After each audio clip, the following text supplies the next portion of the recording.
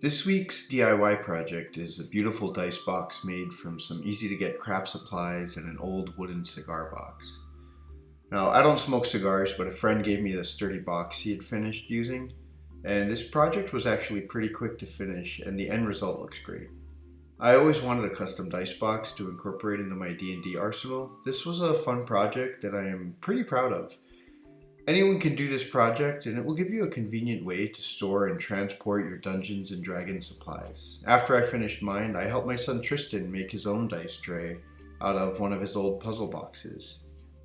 The first step I needed to do when making this dice box was to sand down all the old labels and inserts, and I even pulled out a wooden balsa insert that was inside the humidor and sanded it down, cleaned it up, and it would be perfect as a dice tray for inside of the box.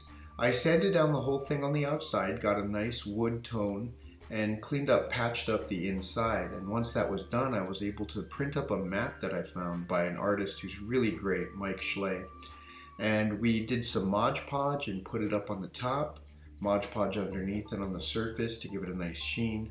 Then we spray painted the insert where the dice tray would be.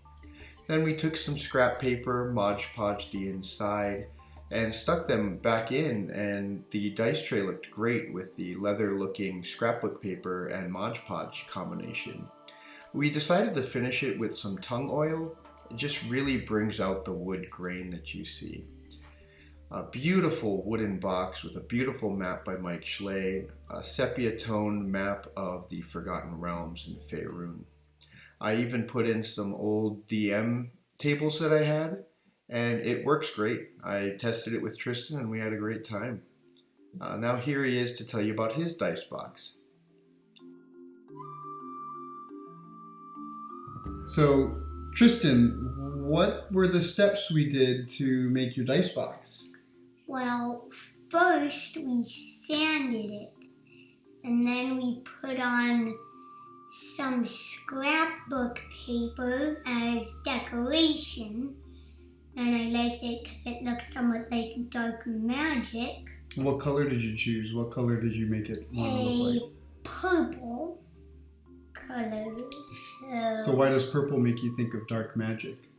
Because it's dark magic inside of BOTW, and it's also used for like ghost and dark type attacks. Okay. In Pokemon. Okay, so you think it's like video games, you see purple as like dark magic. Okay. So after we had it glued, then what happened? Because you couldn't do the last step, could you?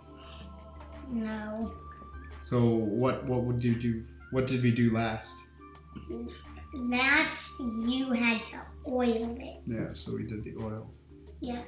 So whose box is better, your box or my dice box? Yours. Why? You have more dice. You even have the iPad. You can even put the iPad in it.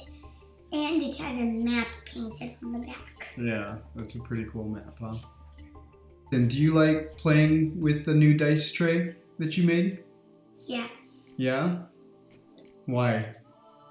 Because it makes it so that I don't lose the die when I am rolling. I don't have to lean all the way over the table to see it. Yeah. Awesome. You gonna keep using your dice box? Yeah. All right. Well, good job. You did good. See you next time. See you next time. Thank you for watching today. Be sure to visit beholdgamers.com for more. Subscribe to this channel. And thank you to Mike Schley for the beautiful map. We'll feature a link to his website in the description below, as well as a link to the tutorial for this dice box build. Thanks again. Aloha.